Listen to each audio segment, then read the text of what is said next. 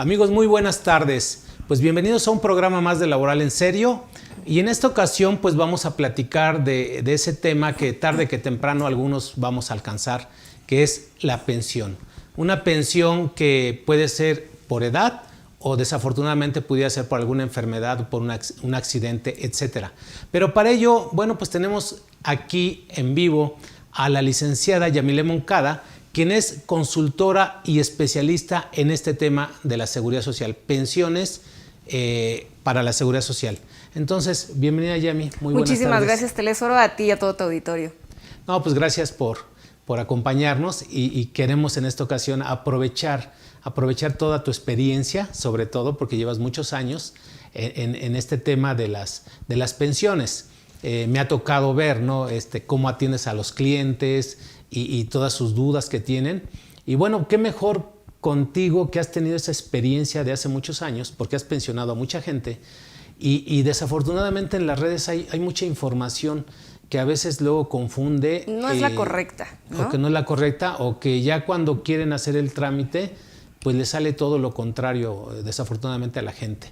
Entonces, el tema de hoy que vamos a platicar es esto de las pensiones de seguridad social, pero también vamos a hablar de la modalidad 40, si así me lo permites. Claro que sí. Que eso, aunque son 3 artículos, o sea, 3 artículos de la ley del Seguro Social y otros 4 del reglamento, la verdad debería ser muy fácil. Y en la realidad, en la práctica, pues ya a veces hay problemitas, ¿no? Entonces, no sé si quieres que empecemos con lo que es las pensiones de la ley de 1997, por supuesto, ¿verdad? 73 y 97, porque todavía hay muchas generaciones que pertenecen al antiguo régimen, aunque déjame decirte que en lo que respecta a una invalidez, son pagadas como tal cuando es determinada una invalidez. Son pagadas con la metodología que emplea la ley 73, tanto para la antigua como para la nueva ley. Ojo, la metodología que se emplea es de la antigua ley, sin embargo, te pensiona una aseguradora. El monto al final del día te lo termina dando una aseguradora, pero la metodología para llegar al monto que se te va a otorgar es la misma estructura que maneja la ley 73. Así es. Si me permites hacer un pequeño preámbulo para nuestros amigos de cómo es posible o cómo se tiene que llegar a esto de las pensiones. Yo les platicaba a algunos de nuestros amigos que, pues, de entrada, para que puedas llegar a una pensión tienes que pasar por un proceso. Sí, claro. Ejemplo, tenemos lo que son los riesgos de trabajo. Los riesgos de trabajo, cuando suceden, que son en funciones del trabajo, te van a provocar primero que se te dé una atención médica. O sea, en cuanto sufras un accidente de trabajo o una enfermedad de trabajo, acto segundo va a ser la atención médica. Es correcto. Y de ahí, de esa atención médica, a través del tratamiento que te den, puedes llegar a la conclusión de que te recuperes, te rehabilites. Y ahí pues simplemente es tu alta médica, pero muchas veces trae como consecuencia ese tipo de accidentes o de enfermedades una pensión, ¿verdad? Una pensión que a veces puede ser una indemnización global o que puede ser una incapacidad permanente parcial o una incapacidad permanente total. O sea, es un proceso el que tiene que seguir uno. Sí, claro. Normalmente, entonces, recapitulo, cualquier accidente o enfermedad te va a provocar que se te dé la atención médica y luego de la atención médica viene lo que es la alta médica o en su caso una pensión, ¿no? Eso es de los riesgos de trabajo. Y por otra parte tenemos los que no son riesgos de trabajo, que se les llama accidentes o enfermedades no profesionales.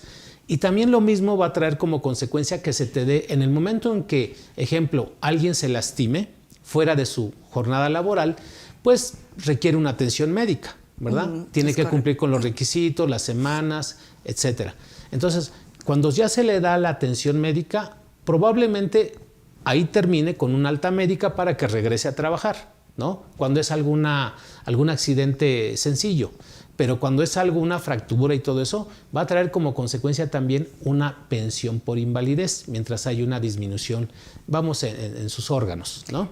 Mientras más que nada quedas fuera de circulación, porque quedas imposibilitado para poder desempeñar la actividad que realizabas, ¿no? Entonces, en tanto el instituto determina si va a ser permanente, va a ser parcial, qué es lo que va a resultar en función de el respaldo clínico, médico, quirúrgico que se te llegue a otorgar, evidentemente el instituto te va a entregar un subsidio, hasta en tanto no se establezca qué es lo que va a suceder contigo. Ya pasando el tiempo determinado, en efecto, ¿no? Ya el instituto determina si te asiste una pensión, si va a ser definitiva o va a ser parcial.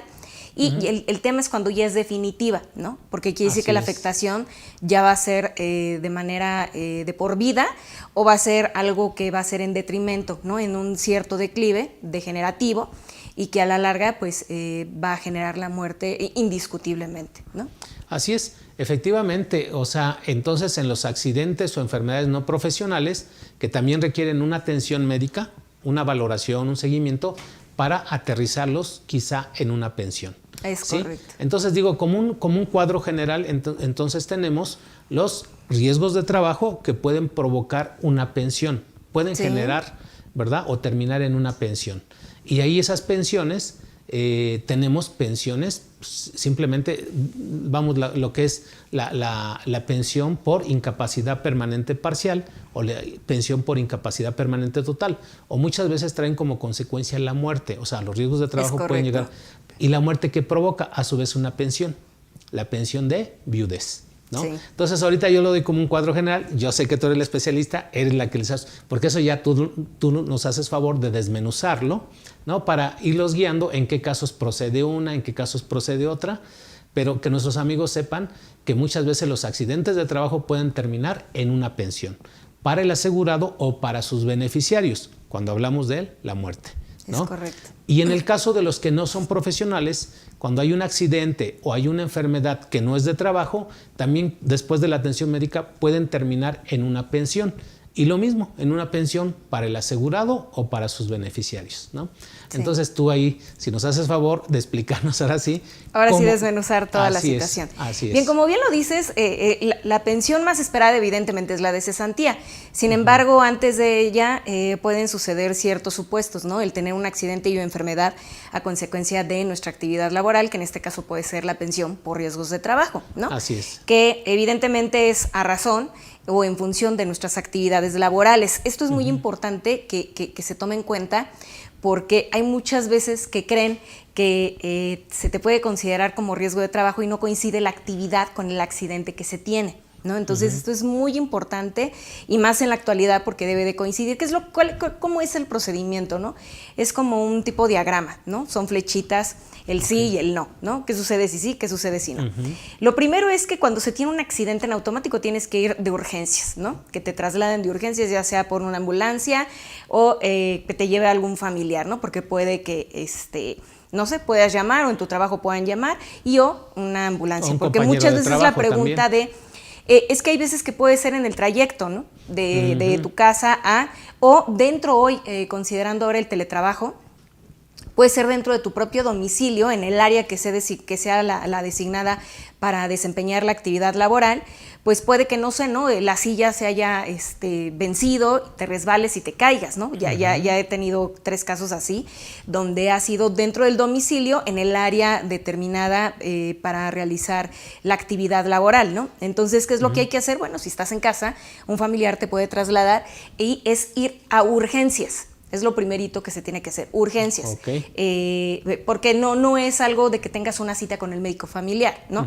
El que está evidentemente en tu clínica de unidad que te corresponde de acuerdo a tu domicilio, ¿no? Así es. Entonces, a razón de ello, va a depender de en qué lugar se haya presentado el accidente, para que siendo evidentemente a razón y o a consecuencia de tu actividad laboral. Ya llegas a urgencias de la unidad más cercana, en la que se encuentre más cerca a tu domicilio. Muchos me dicen, oye, es que yo quiero ir a centro médico. La que esté más cerca, porque ahorita no estamos en una especialidad, es un accidente y hay que resolver primero lo primero, ¿no? ¿Qué es lo que sucedió? ¿Cómo estás? Ya una vez que sucede ello, hay que avisar. Los familiares tienen que estar muy, muy, muy atentos, porque es ahí donde te pierdes en el mapa de qué es lo que tengo que hacer, ¿no? El protocolo a seguir. Entonces, si sucede en área de trabajo, pues evidentemente el encargado, el jefe, tiene que notificar a Recursos Humanos y Recursos Humanos al Instituto Mexicano del Seguro Social. Y cuando es en domicilio, pues el familiar tiene que avisar a tener los datos, ¿no?, del patrón. Y evidentemente cuando tú llegas a urgencias del instituto, informar que esa razón de la actividad laboral. Aquí lo padre, fíjate que es, primero te dan la atención y después investigan si verdaderamente fue un riesgo de trabajo, ¿no? Porque hay personas que lamentablemente se dedican a hacer un efecto carrusel, ¿no? Donde son trabajadores que su actividad o su patrón de comportamiento evidentemente es lacerar las arcas económicas de los patrones, ¿no?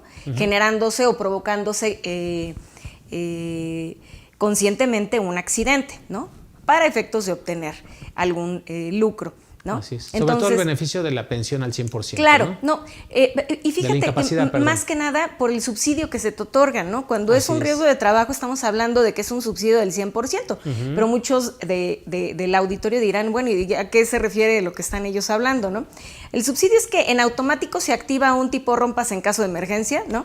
Y qué es lo que al momento en el que tú quedas imposibilitado para poder desempeñar una actividad, es decir, quedas fuera de circulación, eso es lo importante de contar con seguridad social, porque el IMSS le entra al quite, ¿no? Evidentemente tú al mes generas un recurso económico que evidentemente tu patrón reporta, no sé, vamos a poner un ejemplo, 10,000 pesos, ¿no?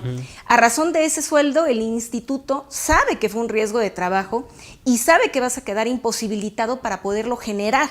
Por lo tanto, el instituto junto con el patrón asumen esa carga y te pagan ese subsidio, ¿no? Tú puedes quedar 1 mes, 2 meses, 3 meses, un cierto tiempo de acuerdo al reglamento de la ley del Seguro Social, en el que inicialmente son 52 semanas, donde ellos le tienen que entrar al quite por el hecho de que tú estás asegurado a darte el 100% de tu ingreso. O sea, el Seguro Social te está cubriendo tu salario. Claro. Mientras tú estás incapacitado, claro, mientras te estás dando en la lo que atención se médica. determina qué es, en lo que yo con mi séquito médico determino qué tipo de afectación y daño. Tuve un caso muy importante, te voy a comentar dos escenarios. Uno donde la persona falseó en los datos, era trailero y determinó por ahorrarse unos cuantos centavos, se autodeterminó como taxista, ¿no? Tuvo un accidente, en automático lo recibieron, le dieron toda la atención y ya a la hora de justificar y materializar, ¿a qué se refiere con materializar? Porque muchos creen que con la palabra y con los pagos es más que suficiente y no. Tienes que materializar la relación o la actividad que desempeñas y hoy por hoy con todos estos medios digitales, electrónicos, no hay manera, ¿no? Si realmente desempeñas una actividad hay forma de justificar, ¿no? Claro. Al momento de, evidentemente, presentar las pruebas, pues resultó que el accidente, porque el mismo seguro por parte del vehículo notificó que el accidente había sido en un tráiler, el IMSS dijo, a ver, espérame, él está como taxista, su actividad es taxista, no trailero. Y evidentemente sí hay una gran diferencia entre un taxista, aunque no lo crean, pero sí hay una gran diferencia por la siniestralidad de la actividad que se desempeña. Entonces, ¿qué es lo que hizo el instituto? Como vio que quien trató de alguna manera de disfrazar la situación fue el propio derechohabiente, el IMSS se siente burlado, ¿no? Vamos a explicarlo en términos muy prácticos y no jurídicos para hacer extensiva esta información a quien tiene que llegar. Evidentemente el IMSS no lo consideró como riesgo de trabajo porque no juntó los elementos jurídicos, probatorios y de reglamento que establece la ley del Seguro Social junto con su reglamento que debe de cumplir la actividad para ser considerada o la acción para ser considerada un riesgo de trabajo. Por lo tanto, lo que fue la tasa de reemplazo que la persona esperaba, la tasa de reemplazo es el porcentaje que corresponde a un cierto monto, pues evidentemente no le iban a considerar un subsidio del 100% porque no era un riesgo de trabajo. Fue una imprudencia por parte del usuario, del derechohabiente, en tratar de cambiar las actividades y sí, por el hecho de estar asegurado, ojo, cuando el IMSS podía haber dicho no te doy nada, el IMSS se lo dio como una invalidez. Ok. Y era un riesgo de trabajo porque fue en función de sus actividades. El problema fue que desvirtuó la actividad que desempeñaba por ahorrar unos cuantos centavos Y el instituto no te puede dejar desprotegido. Ahí viendo constitucionalmente, ajustándonos y alineándonos al primero constitucional, derechos humanos, derecho a la salud, cuarto constitucional, 123 constitucional, pues le dio la atención. Y sí le dio el subsidio, pero ojo, se lo dio como una enfermedad general. Claro, esto que estás diciendo es bien importante porque no todos los accidentes de trabajo van a ser calificados como tal, como riesgos de trabajo. Porque la ley dice claramente en qué casos no te los va a calificar como riesgos de trabajo. Si el trabajador está bajo alguna droga, algún psicotrópico, etcétera, salvo que sea por prescripción médica, ¿no? Sí, claro. O que se provoque intencionalmente por sí solo o por interpósita persona. En automático, ese tipo de accidentes o en una riña, ¿sí? Y ahí lo marca la ley del Seguro Social, en qué casos aparentemente quien lo quiera manifestar como riesgo de trabajo no se los va a calificar así.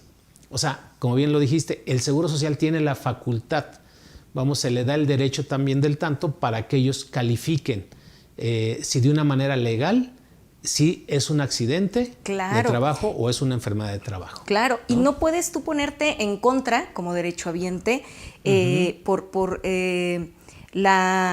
la solución o el resolutivo más bien que está determinando el instituto, porque claro, hay un área debidamente calificada para determinar si es riesgo de trabajo o no lo es, ¿no? Y se tienen que evaluar todos estos requerimientos, condiciones que se cumplan con los supuestos para que pueda entrar. Y aunque sí, hay veces que sí es un riesgo de trabajo, pero si tú no cumples como lo que acabas de mencionar y estás fuera de estos lineamientos, no se te considera como riesgo de trabajo. Más sin embargo, el instituto sí te protege, sí te cubre, pero en lugar de darte un subsidio del 100%, te lo da solo de 60%, ¿no?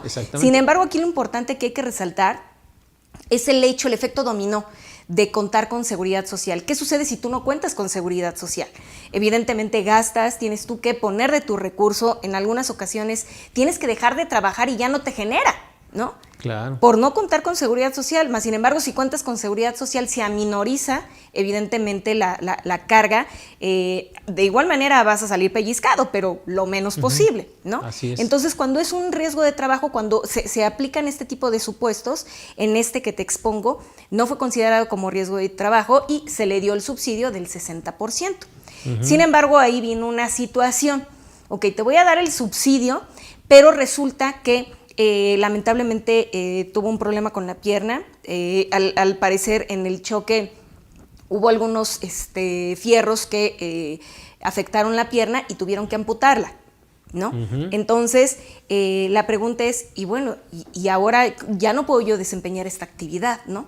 Claro. ¿Qué es lo que va a suceder? ¿Cómo el instituto me va a poder apoyar en esto? Y es ahí donde me voy a brincar tantito a lo que es una invalidez. Bueno, cuando hay este tipo de situaciones, en una invalidez hay dos supuestos, porque uno es antigua ley y otro es nueva ley. Aquí sí, en un riesgo de trabajo el instituto no te pide tiempo, no te pide antigua o nueva ley, desde el día 1 te aplica. Perfecto. ¿No? Sí. Pero en una invalidez sí hay tiempo, sí hay requisitos, sí hay que cumplir una cierta temporalidad. Y es ahí donde la gente muchas veces dicen, ay, no me están dando el servicio, no me están apoyando. No, sí, pero hay que cumplir ciertas reglas. Si hubiese sido un riesgo de trabajo, en automático, desde el primer instante te aplica. Y si se requería una pensión, porque evidentemente vas a quedar imposibilitado por más del 50% para desempeñar tu actividad, ya no te aplica ni siquiera la indemnización global. Sino en automático nos vamos a una pensión, porque de esto generabas tu recurso económico, ¿no? Así es. Por eso hay que analizar. Un solo caso nos da para muchas lecturas, ¿no? Entonces, nos vamos a una invalidez, porque como no fue considerado riesgo de trabajo por el errorzazo de cambiar de actividad de taxista a trailero, ese simple detalle está detonando en este proceder jurídico por parte de la autoridad.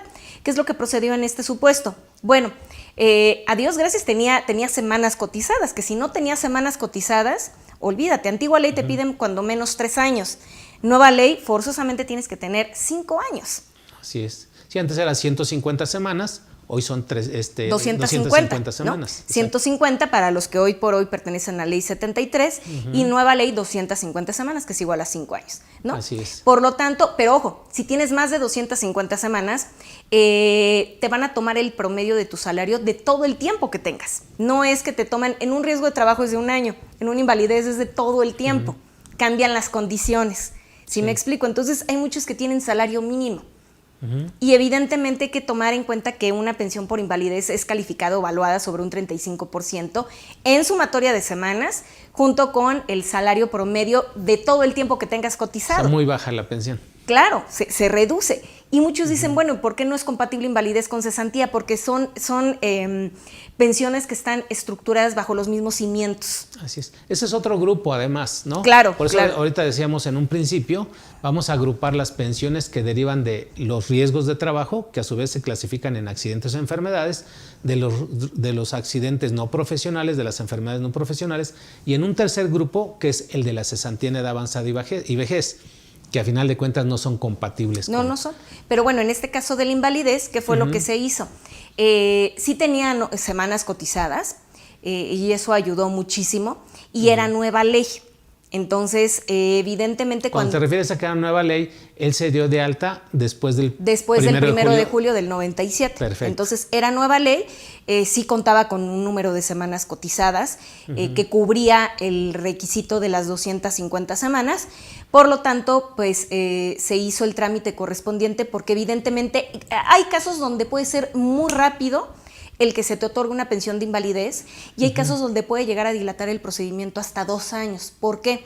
¿De qué depende la diferencia de tiempo? Va a depender de la siniestralidad que tenga la afectación, accidente y o enfermedad y el que tanto quedas imposibilitado para poder desempeñar una actividad. En este caso, la actividad y el antecedente histórico que tenía el instituto es que siempre se dedicó a esta misma actividad. Por lo tanto, es un estudio muy minucioso que se hace, porque hay personas que se dedican hoy a una actividad, mañana a otra, entonces constantemente están tipo camaleónicamente hablando en una actividad. Y aquí no, era una constante en su actividad, por lo tanto el IMSS determinó que sí era la actividad, o sea que no estaba ahí en una falla o fuera en una discrepancia. Su actividad siempre había sido la misma, por lo tanto el que se dedicara a otra actividad tenía pocas probabilidades. Si me explico, por la expertise que ya tenía. Entonces se evalúa desde el histórico y porque mucha gente cree que el histórico no importa, y claro que sí. Se ven las incidencias, es como una aseguradora. Entonces verifican cuántas veces asististe al médico, cuántas veces ocupaste el seguro social, o sea, determinan todo eso. Es un estudio muy minucioso y se llegó a la conclusión de que en efecto la persona, esta era su actividad. O sea, por ese lado no estaba omitiendo y el poder generar recurso era bajo esa conducta, ¿no? Que ya tenía evidentemente años de dedicarse. Por lo tanto, ahí es donde entra una variable, ¿no? Podrá dedicarse a alguna otra actividad cuando no tiene el conocimiento y toda la vida se ha dedicado a esta. Entonces, eso fue algo a favor que sí, evidentemente... Pero ¿cómo se dio cuenta el instituto que se dedicaba a ser operador? Vamos. Fíjate que dentro del histórico, muchos conocemos lo que es el SINDO, ¿no? Así es. Viene el registro patronal. Y dentro del registro patronal estás dado de alta con la actividad que desempeñabas. O sea, el objeto de la empresa. Claro, el objeto de la empresa, pero a ti te dan de alta con una actividad. Sí. Y la actividad con la que él siempre estuvo dado de alta era chofer.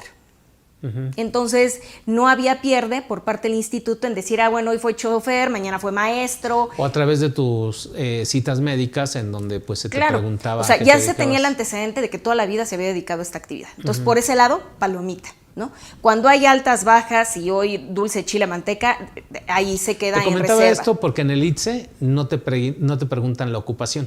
No, pero viene el registro patronal. Así es. Y por medio del registro patronal se ve la actividad, ¿no? Vamos a poner de estas empresas que se dedican una transportista, vamos. Claro, ¿no? Entonces... Pero una transportista, un ejemplo, puede ser la secretaria, puede ser el almacenista. Pero no, como el IMSS tiene todo ya prácticamente digitalizado, evidentemente en el caso que te expongo, al momento de que tuvimos la oportunidad de ver el armado de todo, pues se percataron de que no había pierde, ¿no? Que su actividad evidentemente era esto. ¿Por qué te lo menciono? Porque eso es lo que determina el tiempo de poder obtener una pensión por invalidez. Okay. Ese es uno de los factores, de tantos factores. Entonces, si toda su vida se ha dedicado, hay una constante de esta actividad, o sea, eso ya no está ni en tema de discusión, ¿no? Claro. El que se dedique a otra actividad, evidentemente es prácticamente imposible, es volver a empezar. Así ¿sí? Es. No, y cabe aclararlo, mira, es que sí en el formato, en el AFIL 02, que es el formato para inscribir vía papel, que ya muy pocos lo ocupamos, sí, ya. Ahí sí te pide la ocupación, ¿no? Y ahí sí. es donde hay que, digo, lo llenas a mano, lo llenas con máquina de escribir o con computadora, pero ahí es donde viene la ocupación. Entonces, eso sí, esos controles, yo imagino que el Seguro Social de una u otra manera sí tiene toda esa información. Sí, claro, claro. Entonces, Así esto es uno de los factores que determinan el tiempo para poder tramitar y obtener una pensión por invalidez. Perfecto. Ese es uno de los factores. Siguiente, que evidentemente quedó imposibilitado, ¿no? Al momento en el que pues pierdes algún miembro de tu cuerpo y que ese miembro es evidentemente necesario para desempeñar tu actividad, eso es otro factor que Así evidentemente es considerado para efectos de poder obtener la pensión por invalidez. Entonces ya había dos factores. Tercero, que cumplía con la edad, con el número de semanas requeridas, ¿no? Tenía más de 250 semanas y que pues el tema era que qué tipo de actividad pudiera llegar a desempeñar, ¿no? Claro que puede llegar a desempeñar otra actividad, pero se acotan las posibilidades para poder encontrar un trabajo. Okay. Por lo tanto, ahí en automático nos vamos con un pase directo para poder obtener una pensión por invalidez. En un caso de accidente es mucho más rápido que en un caso de una enfermedad. ¿Por qué? Porque la enfermedad hay que evaluar evidentemente en qué nivel de afectación está la enfermedad. ¿Qué tanta capacidad tienes para seguir desempeñando el trabajo? ¿Estás completo? ¿Algún miembro has perdido a consecuencia de esta enfermedad? No.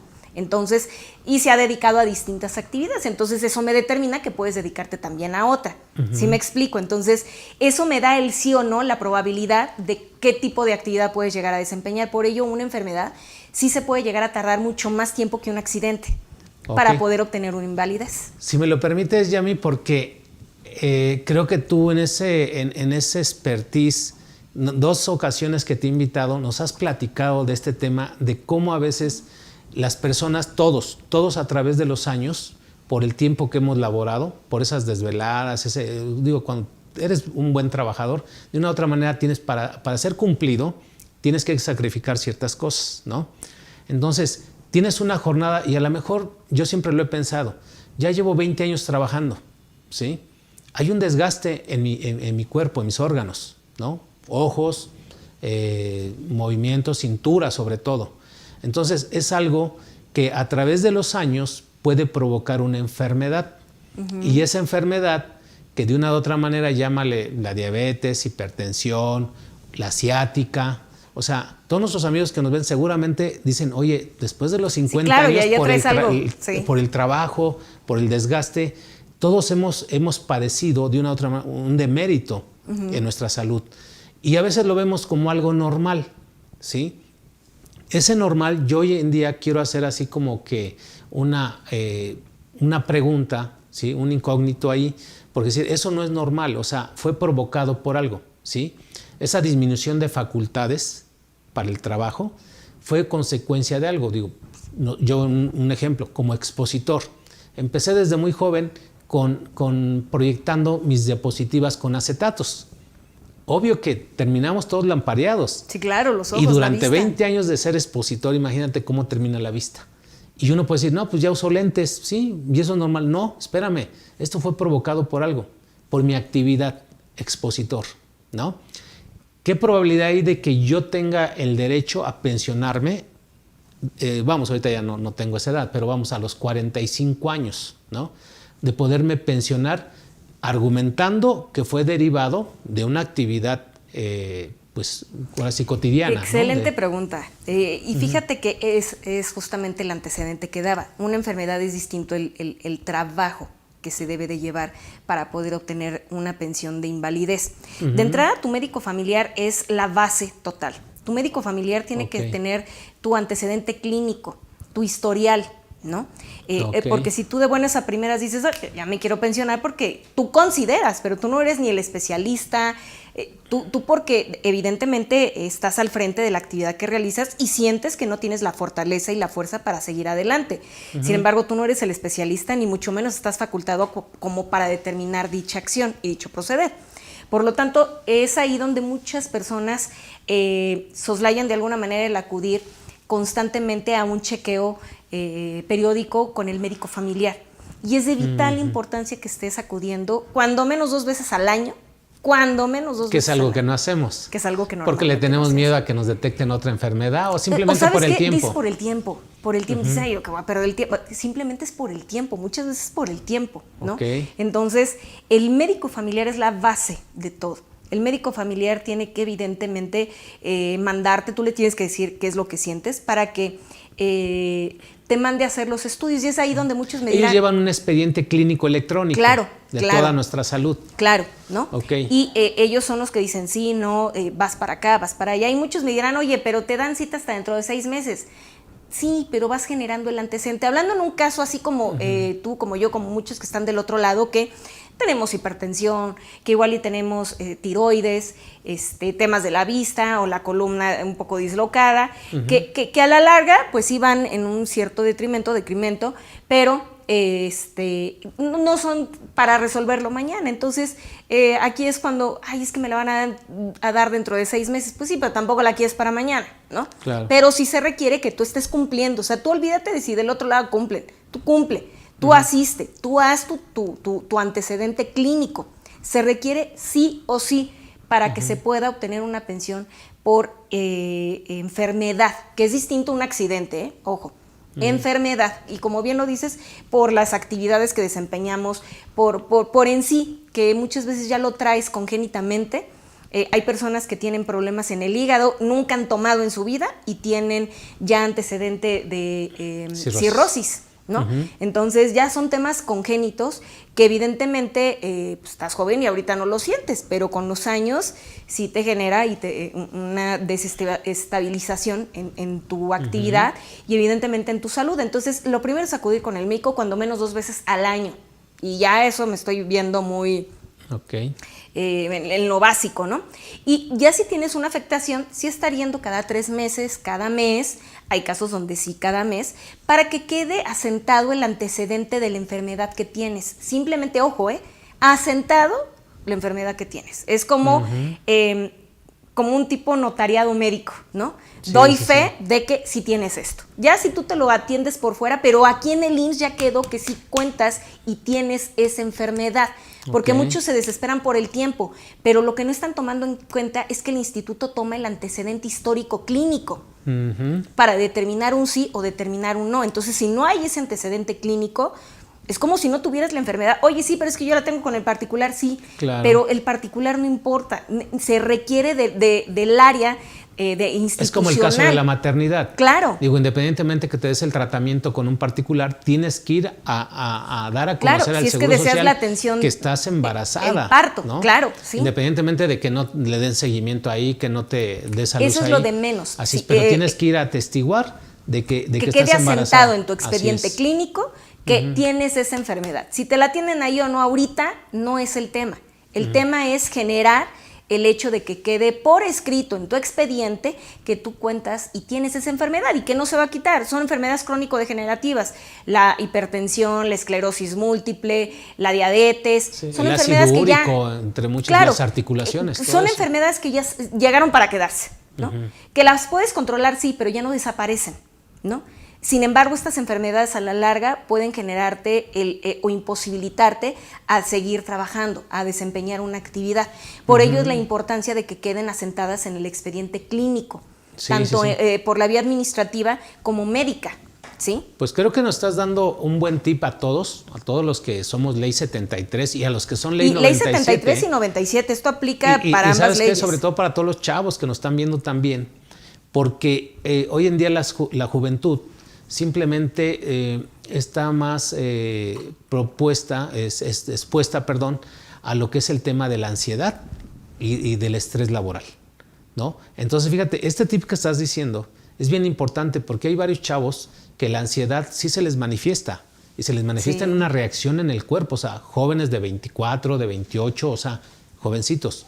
Entonces, ¿qué es lo que tienen que hacer? Es, teniendo el Seguro Social, por supuesto, estando afiliados al Seguro Social, pueden ir a dejar o sea, ir abriendo ese expediente. Claro, y no les cuesta para nada. Su historial. No, sobre todo porque imagínate, el día de mañana pueden caer en una depresión tal que los puede llevar al suicidio. Sí. Entonces, y de momento así, pues si lo veíamos bien, sí, lo veías tú bien, pero tú no sabes todo lo que él sentía por dentro. Entonces, a mí me ha tocado en 2 o 3 ocasiones, cuando llegué a ir así de visita con algún familiar, ver ahí en el Instituto Mexicano, oiga señorita, pero si ya tengo mucho tiempo con esta enfermedad y usted no me entiende, ¿no? O sea, eso es muy común que se llegue a escuchar. O ya tengo varios días con el dolor y pues no me han dado la atención médica, etcétera. Pero ahí es donde dicen, oye, esos dolores, bueno, pues previamente deben tener un antecedente, ¿no? Sí, claro. Es el de, como bien dices tú, es dejar ese precedente de ese historial, que es importantísimo. Es muy importante contar con ese historial, porque Yo creo que muy pocos saben de esto, ¿eh? No. Muy pocos saben de y fíjate por qué razón, porque en el momento en el que canjeas, porque literal, llegas a intercambiar tus semanas cotizadas, es el intercambio para poder obtener algún beneficio.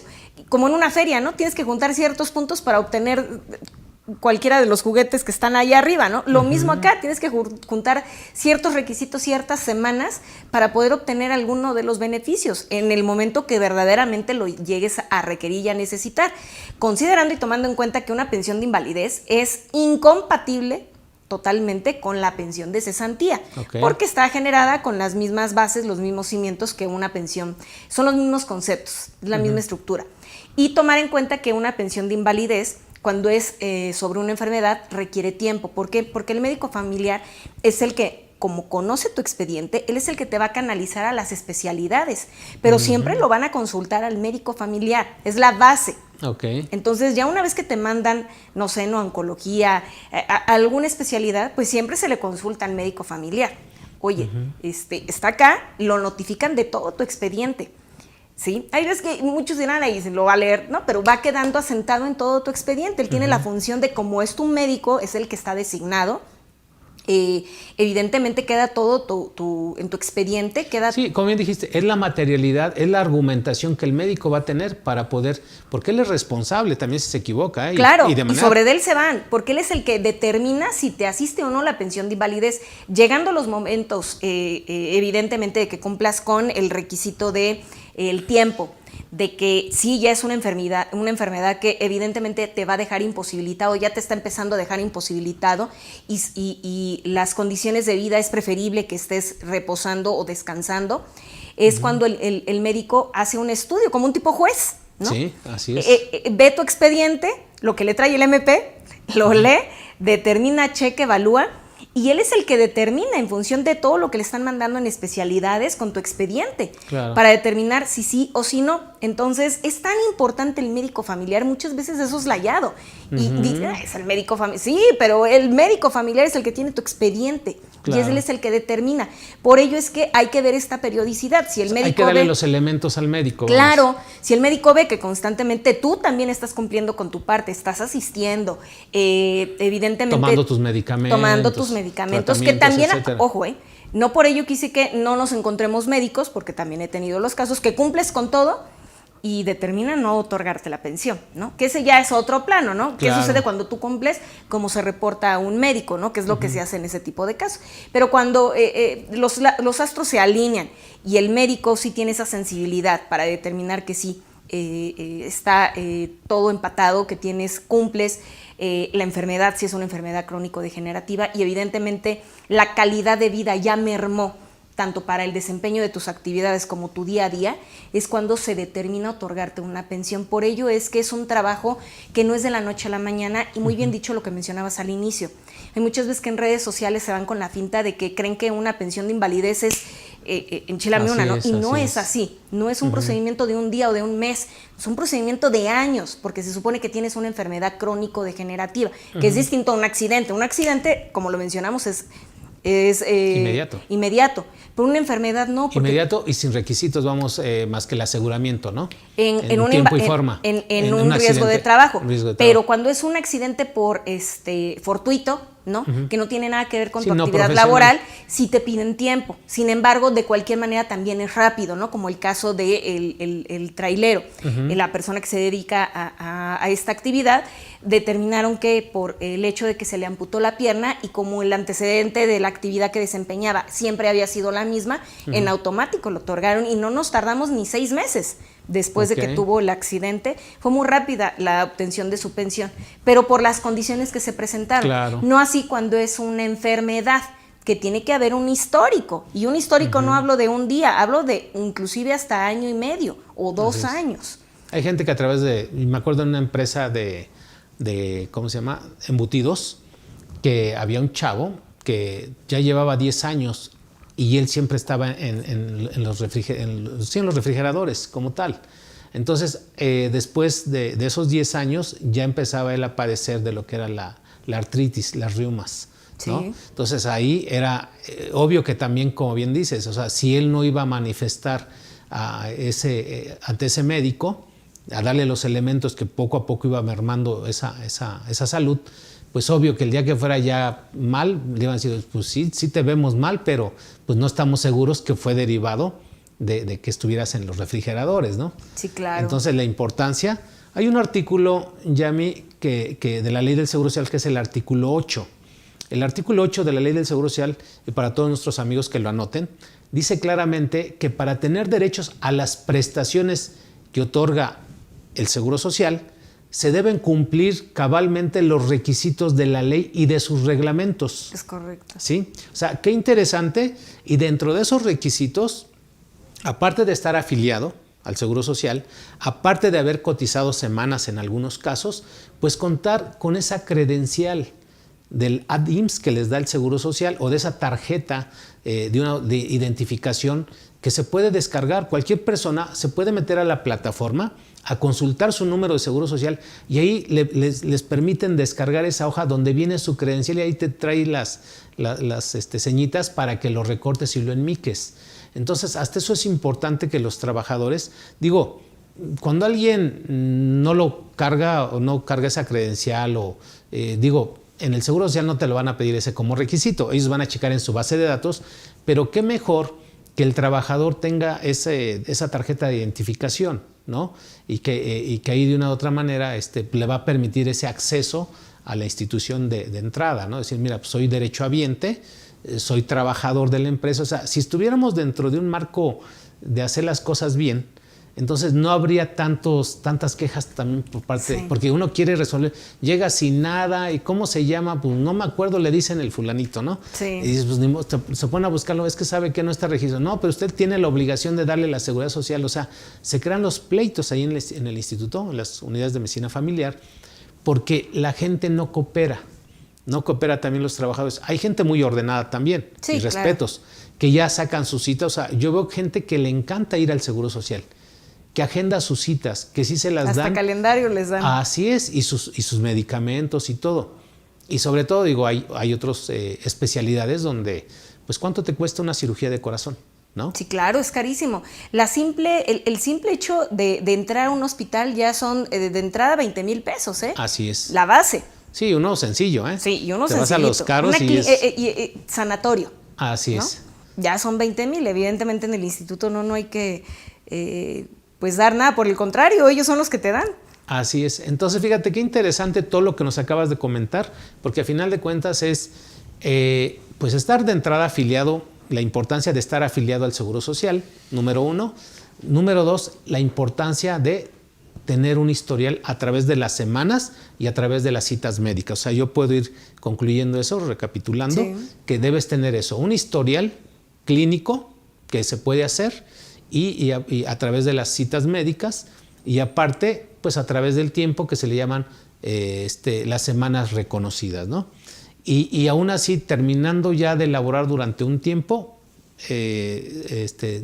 tú lo sabes, que el Seguro Social te garantiza la cuarta parte de tu aseguramiento, te garantiza a través de la famosa conservación de los derechos, ¿no? Tú cotizaste 20 años, o sea, ininterrumpidamente.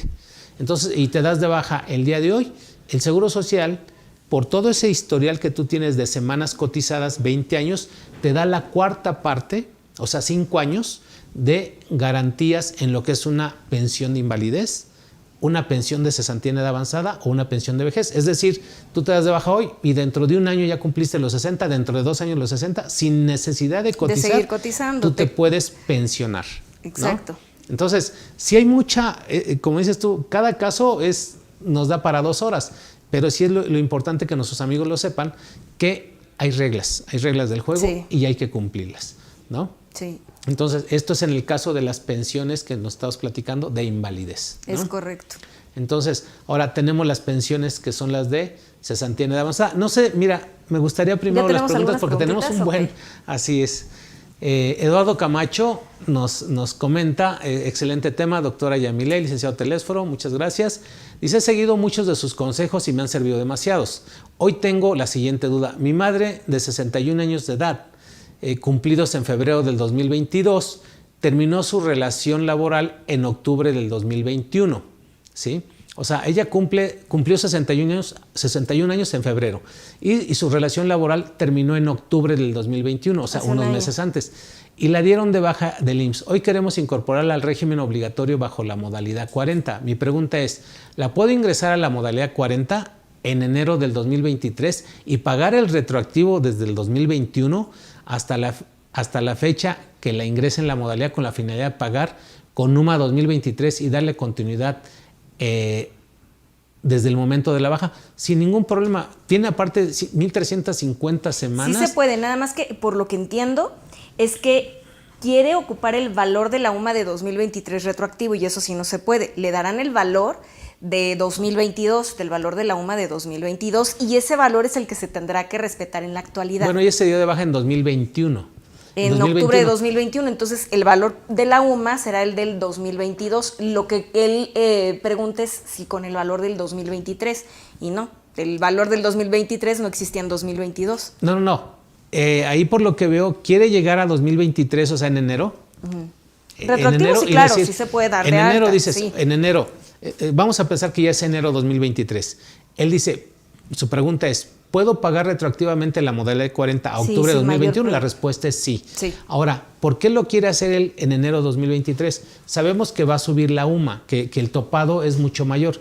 ¿Qué dice la ley? La ley dice que, ahí es donde está su duda, que cuando tú pagas la modalidad 40 de manera retroactiva puede ser con el último salario que te dieron de baja o uno superior. Sí. Uno superior sin rebasar la UMA. Ahí es donde yo creo que él está queriendo aprovechar, decir, mejor me voy hasta enero, junto ahorita a mi lanita y pago retroactivamente y con el valor de la UMA que vamos a pensar que esté en 101 pesos, puedo subir su salario. Aquí hay que ver un aspecto financiero, yo les recomendaría para él, un aspecto financiero, qué tanto le conviene esperarse a enero o qué tanto le conviene hacerlo desde ahorita. Pues sí, porque si es por el hecho de que crean que con el valor de 2023 va a poder dar de alta lo pasado, no, eso sí es imposible, eso no hay manera. No entiendo para qué se quisiera esperar, como bien lo mencionas. No, desde ahorita lo podría hacer, porque de cualquier manera el año que viene hay que tomar en cuenta que la continuación voluntaria, para poder hacer un ajuste, el instituto tiene también ya sus estrategias y no es tan fácil poder estar ajustando dentro de la continuación voluntaria el salario. Te deja de alguna manera estático, inamovible el valor del salario con el que tú determines darte de alta dentro de la continuación voluntaria, cumpliendo con los supuestos que bien refieres, que no supere el tope máximo de 25 UMAS o el mismo salario con el que venías. Más sin embargo, si él lo que quiere es darse de alta con el topado que existía y luego volverlo a actualizar, es un tema, no es así de fácil. Yo aquí a nuestro amigo, ¿cómo se llama? Perdón, nada más ponme ahí, Eduardo Camacho, yo le daría un consejo, decir, mira, ¿por qué no ahorita vamos a entrar a noviembre? Hoy es 31 de octubre, mañana es 1 de noviembre. Luego entonces, para no estar pagando recargos y actualización, claro, hay la manera, no es menor cosa, Él puede ya afiliarse a la modalidad 40 ¿sí? En los próximos 5 días, paga el retroactivo, se evita recargos, actualización, y que pague en noviembre, diciembre, enero, y luego en febrero que ahí deje de pagar las 2 mensualidades. O sea, ahí el mismo reglamento te lo permite. O sea, deja de pagar y en ese momento se interrumpe, también se suspende otra vez el convenio de la modalidad 40. Deja pasar esos 2 meses y vuelve a reactivarlo, y ahí sí puede subirse con el último tope de la UMA. Digo, es algo que se puede utilizar para no estar, ¿cómo se llama? Digo, nos puede llamar para que le demos el asesoramiento, porque aquí tiene que ver un poquito lo financiero, ¿sabes? En que digo, le va a costar más porque viene un aumento a la modalidad 40 también, artículo 168, fracción segunda, inciso A, y entonces, pues, ¿qué tanto le conviene esperarse hasta enero pudiéndolo hacer ahorita en noviembre, ¿no? Sí, exacto. Pero sí, su duda creo que está resuelta, sí puedo hacerlo retroactivamente a octubre de 2021. Bien, tenemos a Wilber Herrera. Buenas tardes, dice una duda. Ya estoy pagando mis cuotas con la modalidad 40 y tengo mis comprobantes de pago. Mi duda es si se puede obtener un estado de cuenta de mis pagos de la modalidad 40. Si es así, ¿cómo puedo obtener dicho estado de cuenta? Muchas gracias a ambos por compartir sus conocimientos. Pues como tal no hay un estado de cuenta. Así es, no lo hay. No, es tu talonario, y es en la USB donde tienes que estar periódicamente a hacer tus pagos. Esos son tus recibos, tu Así respaldo. Sin embargo, pues puede entrar a la página del IMSS y ahí no hay pierde, ¿no? Solicitas el histórico de tus semanas cotizadas y viene aportación mes con mes que has venido. Exacto, ahí va a venir de qué fecha está aportando. Sí. Digo, a lo mejor lo que él quiere es ver Como que en el ese monto. estado de cuenta que el monto es lo que está pagando.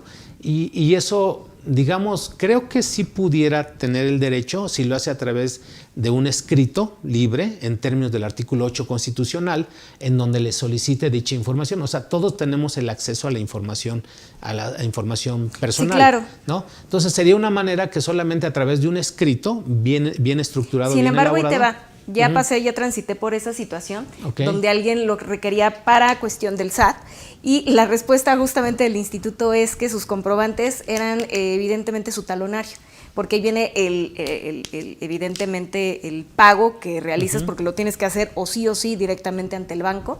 No hay que hagas transferencia, o sea, el pago es directamente, y te dan tu voucher. Le dijeron, ¿es eso lo que hay? Como tal que yo, instituto, te entregue un histórico de... No, o sea, no es que te esté negando, ojo, porque el IMSS le dijo, no te estoy negando ninguna información, pero como tal es una modalidad de aseguramiento libre, y no tiene que ver en cuanto al aspecto ante Hacienda o algo. Claro. No.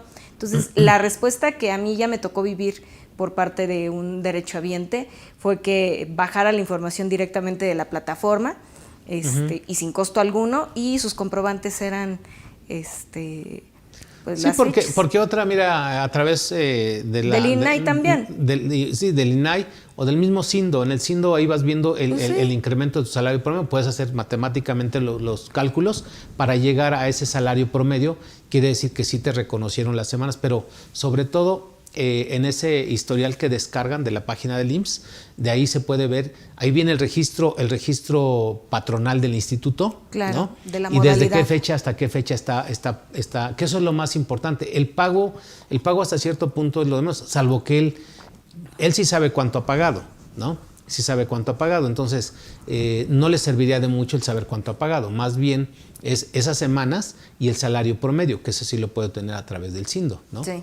Nada más que tendría que llamarnos a nosotros para poderles ayudar ahí en saber ese número, cuánto es, o sea, hacer una regla de 3, ¿no? Para saber cuánto es lo que ha estado pagando en función de eso. Bien, tenemos a Lucas Díaz, dice, buenas tardes, si dejé de trabajar desde hace 15 años, ¿puedo volver a cotizar por la modalidad de trabajadores independientes y después cambiarme a la modalidad 40? Bueno, sí se puede, sí se pueden activar, solo hay que cumplir el tiempo establecido de 1 año, 2 meses para poder brincar posteriormente a modalidad 40. A modalidad 40, perfecto, sin ningún problema, y sí le van a pedir que cotice 52 semanas. Sí. Y la otra es que lo haga también a través de CATEM, ¿no? De Es correcto, sí, porque es distinto la modalidad que existe trabajador independiente por parte del IMSS. Lo voy a poner con un ejemplo muy fácil, ¿no? Así es. Es sí. como la carretera de Cota o el segundo piso de Periférico y abajo, ¿no? Cuando está atascado el tráfico, pues, es lo que hay por fuera, y por evidentemente en la autopista urbana, pues es mucho más ágil la situación. El convenio que tiene CATEM para trabajador independiente tiene muchas bondades, por ello es un convenio, por ello la razón de ser de que sea un convenio, no el término convenio, es que justamente hay un convenio, una conveniencia, condiciones distintas a las que están por fuera, ¿no? Por ello los beneficios que por ahí alguien me dijo, es que yo puedo ir por fuera al instituto y solicitarlo, así claro, pero es como si te fueras por abajo en periférico, ¿no? Te vas a atascar con el tráfico y a los hoyos que hay y todo, ¿no? Pero si te quieres ir también por la vía rápida, claro, donde tienes un trato y un servicio VIP, porque evidentemente quien queda como responsable solidario es CATEM, ¿no? Así por ello es. la razón de ser de un convenio, porque yo estoy quedando como un responsable de ti. Cualquier cosa que suceda, yo respondo por ti. De la otra forma, tú respondes por tus propios actos, ¿no? Así el ir tú por fuera, y acá no. Sí, es como todo, es mejor ir en grupo, ¿no? Digo, claro, para nuestros amigos que no saben qué es CATEM, pues es una confederación autónoma, es el equivalente, amigos, a un sindicato, en donde tú te agremias, te afilias a ese sindicato, y por el hecho de pertenecer a un sindicato siempre vas a tener mejores prestaciones, mejor apoyo, beneficios, entre otras cosas. Claro. ¿No? Y aquí es esta confederación, que es el equivalente a un sindicato, por primera vez en México, ya sentó precedente, celebró un convenio con el Instituto Mexicano del Seguro Social para que se ampliara la base de afiliados, ¿verdad? El aseguramiento para todas las demás personas que no tienen una relación laboral. Y si me permites decirlo, mucho, de hecho, ¿sí? Se firmó directamente con el director del IMSS, con Zoe Robledo, el día 29 de septiembre. Inolvidable, yo te vi en las redes con el director Robledo, el senador Pedro Aces. Entonces, importantísimo, digo, para que vean que sí es una realidad, sí, claro, que no se había logrado en muchos años. No, se firmó justamente con el secretario general de la CATEM, que es Pedro Aces Barba, y la intención es justamente acercar la seguridad social a distintos perfiles de condiciones, ojo, condiciones laborales, que no es lo mismo perfil de trabajador a una condición laboral. ¿Qué es lo que persigue este convenio? El poder facilitar muchas veces lo tedioso que tiene el realizar un procedimiento, ¿no? El facilitarte los caminos y acercar a estas condiciones. ¿Cuál es una de ellas? Muchas personas se quedaron rezagadas, muchos adultos mayores que hoy tienen arriba de 60 años, 65, 80, 85. Tengo una persona de 93 años que cotizaron en la década de los 60, 70, 50, ¿no? Pero por alguna causa dejaron de trabajar y tienen más de 5, 10, 15, 30 años que dejaron de cotizar. Su último trabajo fue en 1990. Así es. Y sí llegaron a juntar un buen número o ciertas semanas cotizadas, y la pregunta es, ¿qué va a pasar con ese tiempo que coticé? Ahorita ya tengo 60, 75 años, nadie me va a contratar para reactivarme. Y muchos lamentablemente estaban ocupando la figura de la simulación laboral, donde le pedían al cuate, al amigo, que los diera de alta. Y esto evidentemente le generó ruido al instituto, y como ya conoce el IMSS el patrón de comportamiento algorítmicamente, quien esté desempeñando esta actividad en automático le vota al instituto. Claro. Y por medio de este convenio IMSS-CATEM, quienes se encuentren dentro de ese supuesto pueden reactivarse sin necesidad de tener esta relación obrero-patronal. Cotizas el tiempo que te haga falta y te pensionas. Claro. Entonces así ya tenemos... Y sobre todo tener un representante, legal. Claro. Que en este caso que en este caso asume tu responsabilidad, la asume él. CATEM así se pone como el responsable de ti. Por eso es un responsable solidario, porque asume esa carga donde yo me responsabilizo de esta persona. Sí. Si esta persona te dice que cotizó 5, 10, 15, los años que haya cotizado, yo me quedo en medio, me encargo de que cumpla el tiempo y reviso que todo esté correcto, para que, dado los tiempos, solicite la pensión. Ahorita tenemos en ciernes 10 personas que son nuestros primeros pensionados, y con mucho orgullo lo menciono, sí, porque son personas que tienen desde 93 años, que es uno de los casos más padres que tenemos. Qué bueno. Otra persona que tiene 85, otro que tiene 72, que ya habían cotizado, y uno había cotizado en los 50 y dijo, no, ya no me van a contar lo que... Imposible, claro que sí, ¿no? Se lo tomaron, y estamos prácticamente a semanas de que ya les den su pensión. No, qué padre. Entonces, digo, muchos sobre todo quedaron para esa ahí. gente, qué satisfacción de después de muchos años de poder obtener algo de lo que él laboró en su momento. Claro, ¿no? y que Una lo pensión. único que faltaba, porque están atorados, es que estaban en el limbo, ¿no? Sí. Necesitaban a alguien que les pudiera dar ese impulso. Sobre todo una información fidedigna, o sea, una asesoría correcta, legal, porque eso es lo que hace CATEM también, ¿no? Como algunos de los especialistas que somos, lo que hacemos es de manera legal, o sea, Sí. darles los fundamentos, no se preocupe, ir de la mano con ellos. Eso es lo que ofrece CATEM, ¿no? Sí. Ir de la mano con ellos en todo su proceso, desde la afiliación, cualquier duda que tengan. Yo sé que ahí en CATEM les pueden decir, no se preocupe, usted siga este caminito, váyase por aquí, no le haga caso a nadie. Y para poder lograr el objetivo que es la pensión, ¿no? Sí. Bien, pues seguimos, tenemos por ahí a Leticia Carmona, nos dice, ¿puede haber pensión por invalidez por enfermedad general? Sí, claro. Sí, es justamente lo que estamos hablando. Claro, y eso vamos, es cuestión nada más de explicarle que la Ley Federal del Trabajo trae una lista en el artículo 513 de todas las enfermedades. Sí.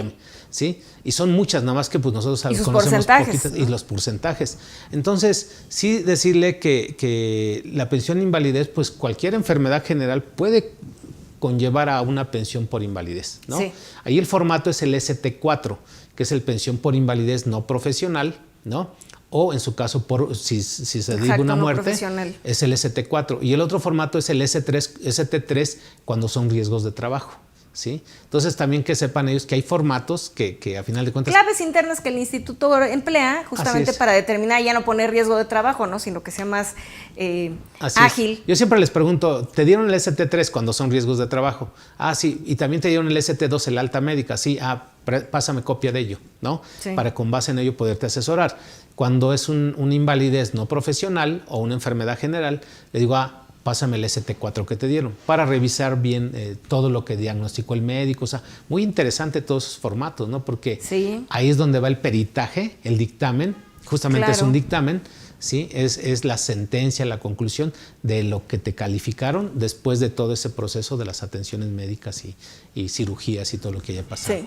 Bien, tenemos por ahí a Martín Ventura, en donde dice, buenas tardes maestros, tengo un trabajador que está tramitando su pensión temporal y ya no le están dando incapacidad. ¿Cómo lo considero en el SUA este lapso en donde no tengo incapacidades?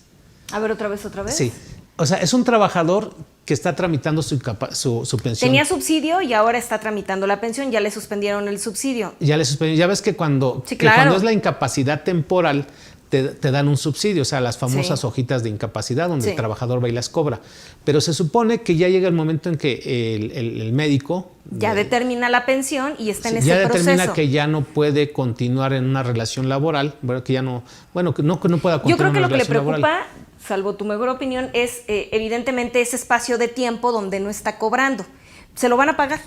Sí. Porque No, pero para el SUA, ¿sabes? Lo que quieres saber es para el SUA. Ah, ok, Aquí, ok. ¿qué es lo que sucede?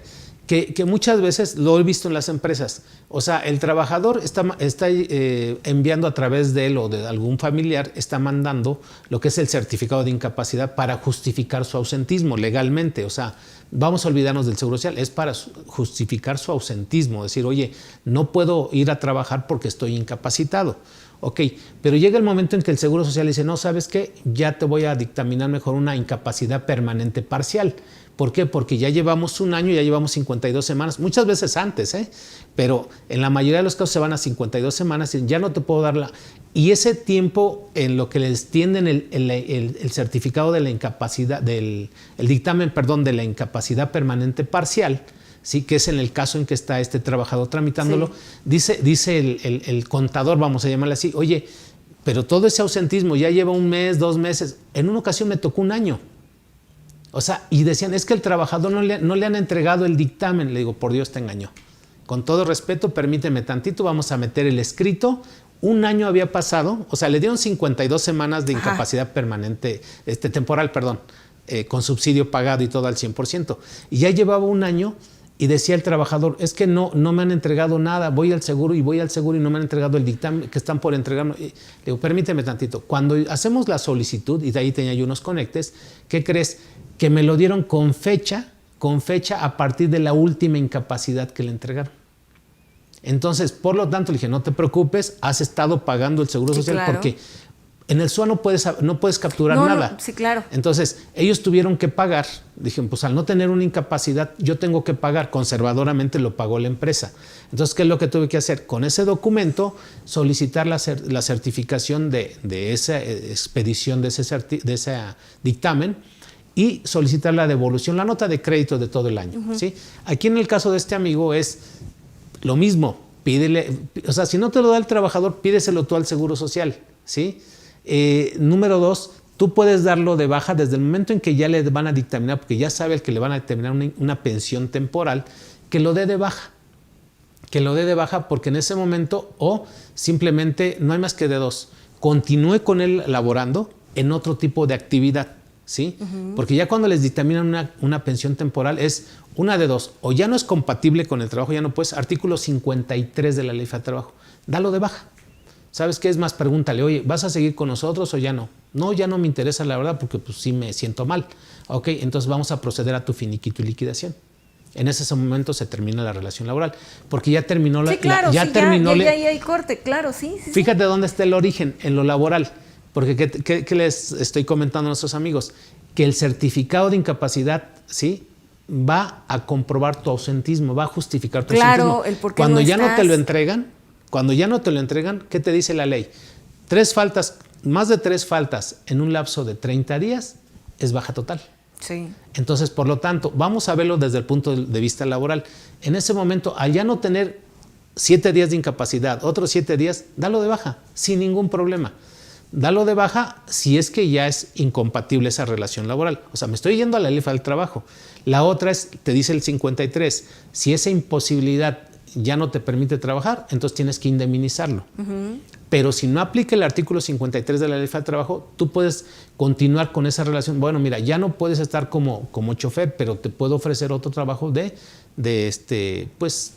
supervisor de operadores, ¿no? Es el 50% de tu salario que te ofrezco laboralmente. Eso te lo permite la Ley Federal del Trabajo. Porque, vamos, a lo mejor todavía está en la posibilidad, por su experiencia, de que tú lo sigas manteniendo dentro de la plantilla. Y dices, bueno, no al 100%, sí, claro, ya no va a ser operador, pero lo va a poner como supervisor y la verdad... O con alguna otra función distinta a la que desempeñaba, pero que sé que sí puede realizar. Claro. Aquí le doy todo el panorama completo de las soluciones que hay, ¿verdad?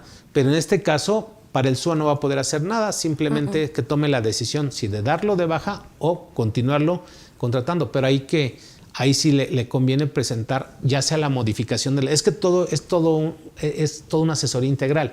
¿Sabes qué? Yo necesitaría conocer bien del caso para decirle, bueno, mira, ok, ¿va a continuar o no? No, pues ya no. Procedemos a su finiquito y liquidación y que Dios lo bendiga. Allá en el Seguro Social, si quieres, yo lo apoyo para que logremos esa pensión de incapacidad permanente parcial. O, en su caso, pero en todos los casos es primero la IPP, sí, ¿no?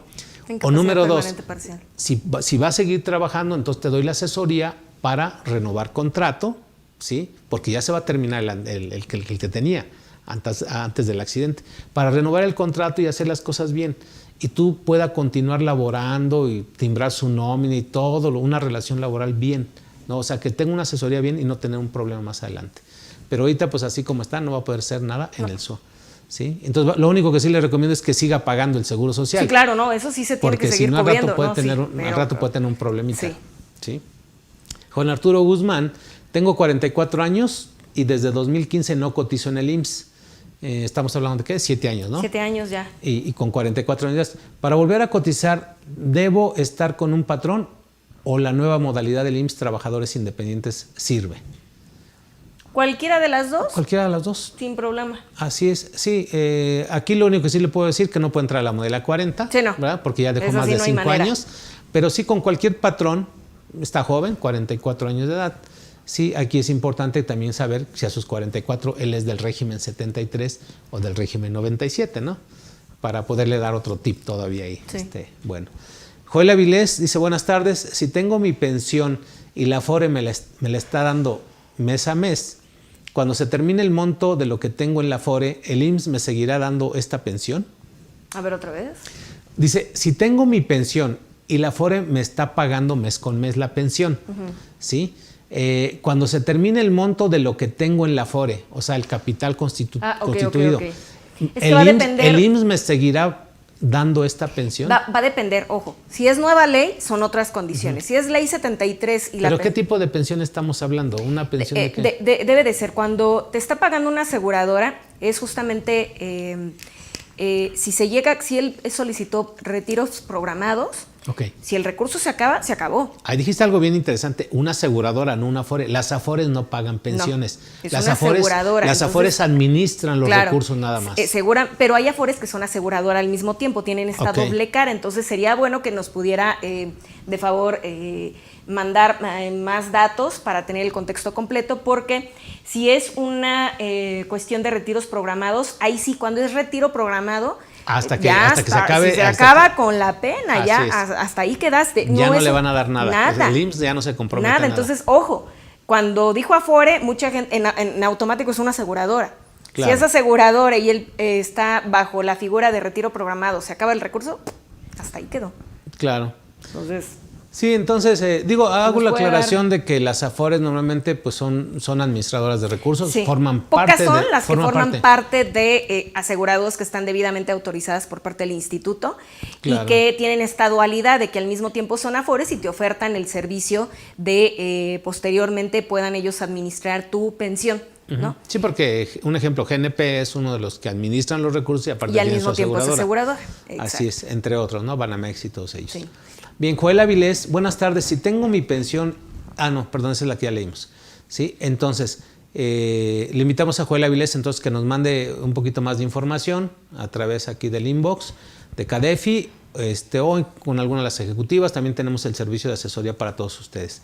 Juan Arturo Guzmán Otero, el IMSS técnicamente está quebrado. ¿Aún es fiable inscribirme en la modalidad 40?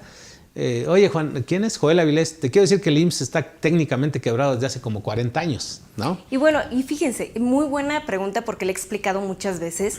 Y la solución para que esto se pueda resolver justamente es la firma de este convenio y la figura de trabajador independiente. Y lo voy a exponer de esta manera. Del 100% de la población económicamente activa, tan solo el 32%, ojo, se reduce, tan solo el 32% es el pequeño nicho con el que se cuenta, más bien el que cuenta con seguridad social. Y de ese 32% está dividido entre el ISFAM, el ISSSTE, el IMSS y otro tipo de planes de jubilaciones y pensiones. El porcentaje que le asiste al IMSS es de tan solo el 17%, casi 18%. Ese 18% es el que sostiene a este 100%. ¿No? Entonces, estamos hablando, y lo voy a poner para que lo puedan imaginar, muchos han jugado el Jenga, que es una estructura de cubitos de madera. Cuando se sostiene un cubito en toda la estructura, claro que se tambalea, claro. Y eso es lo que sucede. Constantemente están tratando de meter ciertos pedacitos de madera para poder sostener. Si logramos invertir esa pirámide e incorporar a este 68% que no cuenta con seguridad social, pues no es lo mismo este 17% a que fuera un 70 y tantos %, que evidentemente generaría un mayor abastecimiento, que ese fue el origen, ojo, fue el origen del surgimiento de nuestra seguridad social en nuestro país. Y hay que recordar que en la década de los 60s fue punta de lanza la metodología y la estructura de seguridad social de nuestro país para todo Sudamérica. Así es. Inclusive en lo que fue el protocolo de San Salvador, si mal no recuerdo, se establecen las condiciones y México forma parte, es miembro de estos tratados internacionales por la metodología que México había empleado de la estructura y la dinámica para poder otorgar seguridad social, porque anteriormente la pirámide era superior, ¿no? Quien sostenía era todo este perfil activo, esa población económicamente activa. Por ello el modelo de seguridad social que tenía nuestro país era tan productivo y tan eficiente. Sin embargo, hoy se invirtió esta pirámide y ese pequeño porcentaje es el que sostiene todo este porcentaje. Muchos factores, incluso había menos enfermedades. Aparte, y muchos otros factores, ¿no? La tasa de mortandad, las condiciones económicas, políticas, sociales, y que solamente se había concebido la seguridad social por medio de patrón, ¿no? No se tomaba como buena cualquier otra condición de trabajo, ¿no? Entonces, forzosamente el mismo sistema te obligaba a emplearte con un patrón. Hoy por hoy hay muchos emprendedores que por propia cuenta ellos aplican y hacen sus negocios, ¿no? O su actividad laboral.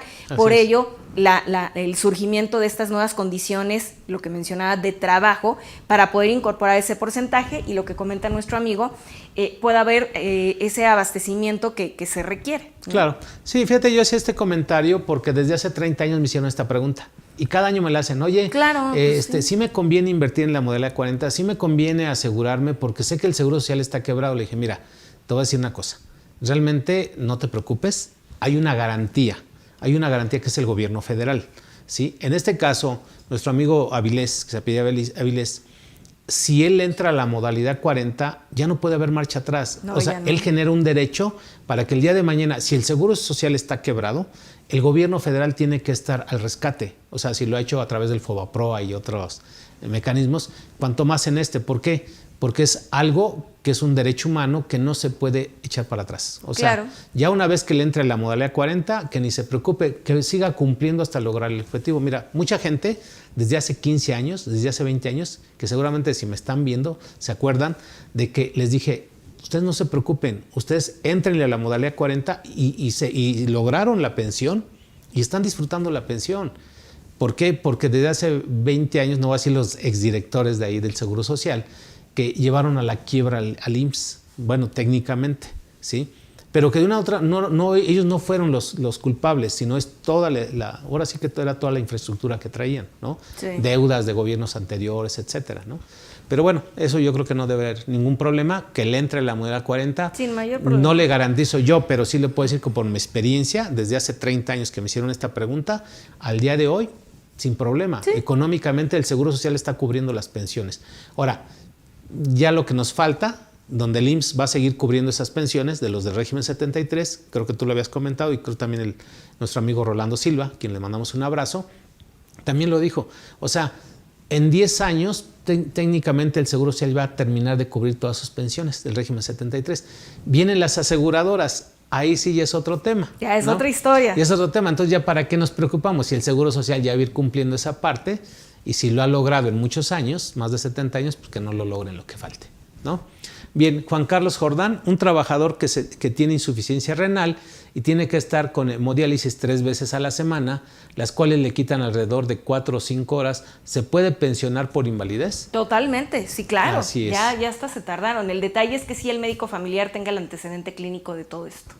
Así es. Digo, porque esto, vamos, aquí lo está dando a entender de que esto es lo que hoy le está pasando, ¿no? Pero como bien dijiste tú, ¿qué tanto hay de antecedente clínico? Claro. Que seguramente a lo mejor sí lo tiene, ¿no? Pero debe tenerlo con el Instituto Mexicano del Seguro Social. Exactamente, y con mucho gusto. Bien, Yami, pues ya estamos en la recta final. Sabemos que este tema pues es prácticamente es muy amplio. La verdad es que son miles de casos que nos pudieran estar cuestionando y todos son diferentes. Tú lo sabes en tu experiencia, en la mía, sí, claro, que siempre es importante darles esa atención, darles esos fundamentos, ¿no? Porque esa va a ser su seguridad. Digo, hay gente que todavía le estoy prestando los servicios y que a final de cuentas dice, oiga, licenciado, pero ¿sí es seguro? O sea, le digo, mire, como en todo hay riesgo, pero déjeme decirle que lo que nosotros hacemos, lo hacemos con base en la ley del Seguro Social. Está fundamentando lo que tú estás diciendo de CATEM, todo tiene un fundamento. O sea, la misma ley permite celebrar convenios entre diferentes organizaciones y el Instituto Mexicano del Seguro Social. O sea, de entrada está permitido en la ley, sí. Prueba de ello que ya el mismo Seguro Social ya autorizó este convenio, ¿no? Para ampliar la seguridad social, que le llamamos en enero, si no mal recuerdo, ¿te acuerdas que le llamamos la seguridad universal, no? Sí. Así es, y tú fuiste la madrina, fue nuestro primer programa. Fue mi primer programa de este año. Y ahí apenas y estabas hablamos anunciando. de lo que se viene ahorita para este 1 de enero de 2023, los cambios Platícanos rapidito así de lo que venga. Los cambios que se vienen, históricamente hablando, la continuación voluntaria siempre se había manejado bajo un porcentaje básico del 10.075% sobre el salario mensual a reportar. Sin embargo, a razón de la reforma de 2020, octubre de 2020 en plena pandemia, prácticamente hace 2 años, porque todavía estamos en octubre, pues se hicieron cambios justamente para modificar y eficientar lo que es cuentas individuales, con la intención de que el patrón aportara más para generar un saldo mucho más robusto en las cuentas individuales. Sin embargo, el hecho de que un patrón aporte más, pues también le pega lo que es continuación voluntaria, porque de acuerdo al artículo 218, 219-20 de la Ley del Seguro Social, cuando uno contrata continuación voluntaria, asumes la carga del patrón. Así es. Y a razón de ello es que para el 1 de enero de 2023 viene el cambio para la aportación patronal en función del salario que se registre del trabajador, y de manera histórica por primera vez la aportación mensual de la continuación voluntaria va a cambiar, y año con año va a elevarse hasta llegar al tope del 18.765%. Entonces, del 10 al 18, casi 19, sí, va a ser un tanto inalcanzable. Yo le puse la joya de la corona, ¿no? La continuación voluntaria se va a convertir en la joya de la corona, porque para algunos escenarios y algunos casos va a ser inalcanzable económicamente hablando, ¿no? Si de por sí muchos decían, bueno, estoy haciendo el esfuerzo, hoy por hoy, a partir del siguiente año en enero, se viene un cambio histórico en la aportación mensual de la continuación voluntaria, y evidentemente pues esto puede llegar a afectar los bolsillos de muchas personas que la tenían como una solución. Y el detalle es que también, como el salario mínimo está aumentando de manera importante, y eso hay que aplaudirlo, pues ya ha habido casos que al momento de hacerles una proyección de la pensión, si ocupan la continuación voluntaria, créeme, Telesforo, que se ha llegado a equiparar, o sea, que llega a ser prácticamente nulo la inversión que hagas a la continuación voluntaria, porque te va a alcanzar la proyección de un salario mínimo con respecto a la aportación que hagas. Entonces, se va a equiparar algorítmicamente, se va a quedar de alguna manera estandarizado. Va a llegar un momento en el que, aunque tú le quieras pagar, te va a alcanzar el salario mínimo y vas a hacer una inversión esperando recuperar ese recurso, y no va a haber costo-beneficio. Claro. Entonces, ya en algunos casos va a ser evaluar verdaderamente quienes deseen contratar continuación voluntaria, va a tener que hacerse una proyección para saber si va a haber costo-beneficio, o es mejor que te esperes al salario mínimo. Claro, sí, es bien importante lo que estás comentando, porque fíjate que hace ratito, antes de entrar al aire, me decía un trabajador, hace 2 años me consultó: licenciado, quiero entrar a la modalidad 40, estoy afiliado, tengo 53 años. Le digo, mira, pues espérate a los 55. Dice, ¿y de cuánto es la modalidad 40? Hace 2 años le dije, es de 5,300 pesos. Le digo, pero ahora si ya te vas a afiliar ahora en enero, en febrero, ¿qué crees? Van a ser casi 8,000 pesos. No, licenciado, pero ¿cómo? Si usted me dijo 5,000 y tantos, ahora me dice que voy a pagar 8,000. Le digo, porque ha habido incrementos a la UMA, al salario mínimo, y desafortunadamente eso te va a pegar. Dice, es que le digo la verdad, para mí 8,000 pesos es imposible. Le digo, bueno, ¿sabes qué? Tienes que, o sea, yo puedo decirte que puedes entrar a la modalidad 40 con esa cantidad que tú tenías considerada, pero definitivamente tu pensión se va a ver disminuida en proporción a lo que tú inviertas, por llamarle así. Le dije, así que si gustas, yo te hago 2 corridas, una con ese salario base de cotización de los 5,300 pesos y otra con el tope, que va a ser de 8,000 pesos, y con el aumento de las cuotas. Si tú puedes apostarle a esto, hay que verle la manera para que puedas y en muchos casos, fíjate que de los que me han solicitado el hacer ese análisis, quedan tablas, quedan prácticamente se alcanza. Y la inversión que están haciendo de 200, de 300, queda obsoleta, ¿no? Porque al final del día van a obtener el mismo monto si se fueran por un salario mínimo. Así es. Pues fíjate, Yami, yo te invito que ojalá pudiéramos hacer un curso en vivo para todos nuestros amigos con cálculos, ¿no? Que les mostremos ahí nuestra experiencia, cómo es que tienen que verificar, consultar ese asesor financiero hasta cierto punto, o asesor en materia de seguro social. De seguridad social, más que nada. Para decirle cuándo y cuánto es cuando les conviene meterse a la modalidad 40 y cuántos meses, ¿no? Porque es algo que también por ahí les dicen. Ya no va a aplicar para todos. Tienen los 65 40. años y te dicen, no, pues métase a la modalidad 40, ¿no? Y la verdad es a veces con 500 semanas de cotización, no. O sea, les engañan. Claro, y a partir del siguiente año, la modalidad 40 ya no va a ser para todos. Okay. ¿No? Va a segregar a muchos perfiles, porque las condiciones ya no van a ser tan fáciles como lo venían siendo hasta ahorita. Y al final del día, la inversión que lleguen a hacer va a ser una pérdida total. Y es ahí donde, como bien lo refieres, muchos por escuchar el hecho de que la continuación voluntaria permite elevar la pensión, muchos se van a sentir totalmente defraudados y desencantados con esta modalidad. Por ello hay que aclararlo desde ahorita con tiempo, de que la modalidad 40 sigue manteniendo su objetivo. Sin embargo, ya no va a aplicar para todos por las condiciones de los cambios que se vienen a razón de esta reforma. Claro. Todos esos videos que están del 2022 para atrás en temas de modalidad 40, pues tienen que actualizarse. Entonces van a ser obsoletos a partir de este 1 de enero. Ya no va a operar así la modalidad 40. Perfecto.